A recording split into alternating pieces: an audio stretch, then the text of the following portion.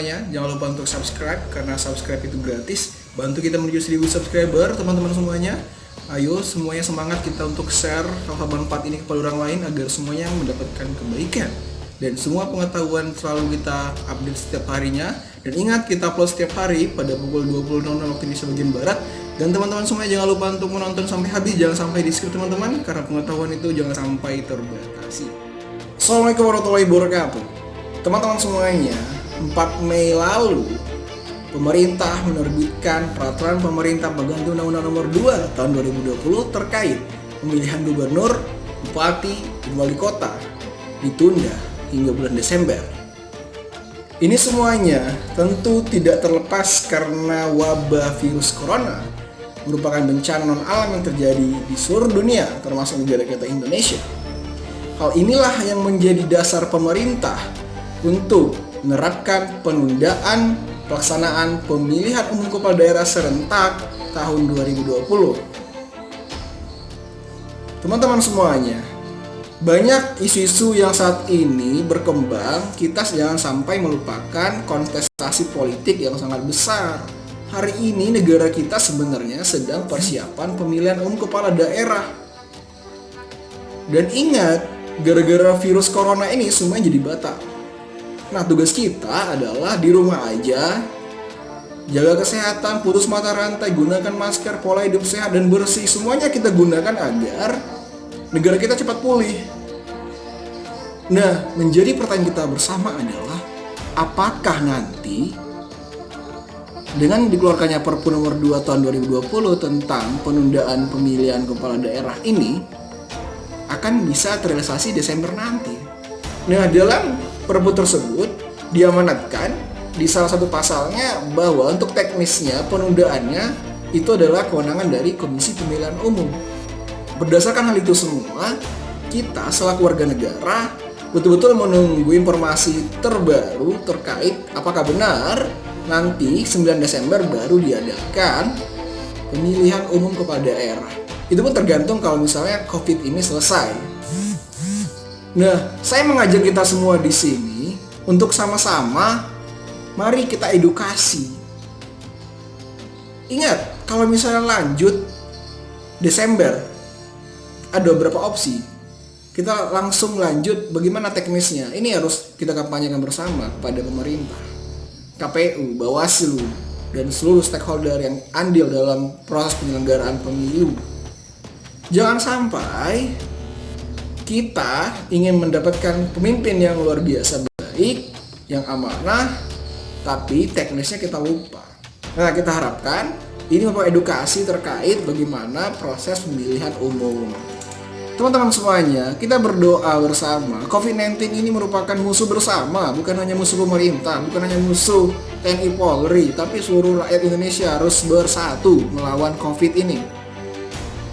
Ingatlah bahwa penyelenggaraan pemilu tahun ini untuk kepala daerah sangat banyak sekali daerah-daerah yang andil dan ikut serta. Semuanya ini harus dikawal. Siapa yang ngawal? Ya anak muda. Kita selaku agen untuk partisipasi proses pengawasan pemilu, tidak hanya tugas Bawaslu, tapi tugas kita bersama. Jangan sampai ini hanya kita limpahkan menjadi tugas Bawaslu, tapi setiap orang ataupun semua orang adalah pengawas untuk pemilu. Sedangkan Bawaslu adalah badan yang berotoritas untuk mengayomi ini semua. Nah, ini yang penting untuk kesadaran kita. Jangan sampai kita lupa di tengah bencana yang begitu besar dan marak, kita sampai lupa ternyata ada pemilu. Ingat, ini rentan penyalahgunaan. Contoh, ketika ada bantuan-bantuan yang diberikan oleh daerah kepada rakyat, jangan sampai diatasnamakan atas kepentingan pejabat. Jangan sampai jabatan yang Anda pegang, tapi diatasnamakan justru ini bantuan dari saya pribadi, golongan. Bukan. Kalau memang ini bantuan dari APBD, ya sampaikan ini dari APBD, bukan dari pribadi, atas nama pemerintah. Ini akan lebih fair. Dan jangan sampai COVID-19 menjadi ajang untuk kampanye dari awal. Ini tidak benar. Jangan curi start kampanye cara terselubung. Ingin bantu, niatnya baik. Tapi ternyata di balik niat yang baik itu ada tujuan untuk kekuasaan. Ini adalah salah satu bentuk upaya kita saat generasi muda, mari tetap kawal. Calon-calon baru yang ingin ikut kontestasi, mari berikan bagaimana pendidikan politik yang benar kepada generasi muda. Kita ini anak muda, saya ini anak muda, kita semua tentunya ingin contoh-contoh yang baik dari tokoh-tokoh yang sudah punya kesempatan untuk berkontestasi politik. Kita akan melihat mereka. Nah, untuk petahana jangan sampai menyalahgunakan jabatan dan kewenangan yang ada. Kalian ingin berpolitik fair, bertarung bersama, sehingga rakyat akan menentukan inilah pemimpin yang betul amanah. Jangan sampai semua hal dipolitisasi. Kepentingan untuk hajat hidup orang banyak jangan sampai kita gunakan untuk kepentingan golongan dan pribadi. Kita jangan sampai lupa, teman-teman. Jangan sampai anak muda tidak ikut memahami tentang politik. Ingat amanat undang-undang. Pasal 22E Undang-Undang Dasar 1945 tentang pemilihan umum. Langsung umum, rahasia, bebas, rahasia, jujur dan adil. Ini adalah berjurdil. Jangan sampai lupa, terkait kepala daerah, ada undang-undang pemerintahan daerah. Di konstitusi pun ada pada pasal 18, gubernur, bupati, wali kota. Dan untuk suara rakyat itu pada pasal 27 ayat 1 Undang-Undang Dasar 1945.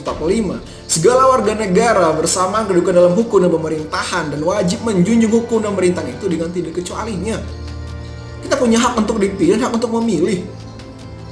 Nah, kalau misalnya tahun ini ada pemilu, kita punya hak untuk memilih siapa pemimpin kita. Jangan sampai kita tidak tahu siapa calon-calonnya. Makanya kita berharap Perpu nomor 2 tahun 2020 yang diterbitkan oleh pemerintah merupakan upaya hadirnya negara untuk proses penyelesaian wabah ini terlebih dahulu. Udah selesai semuanya baru lanjut kontestasi politik. Kita apresiasi itu untuk pemerintah. Tapi untuk teknisnya belum. Kita masih menunggu dari Komisi Pemilihan Umum dan kita harapkan Bawaslu juga mengawal ini bersama. Dan kita anak muda, mari kita kampanyekan hal ini juga. Jangan sampai kita terobsesi bahas COVID, bahas mudik pulang kampung, bahas tapsus milenial, prank-prank yang tidak bermanfaat yang terjadi lagi viral ini.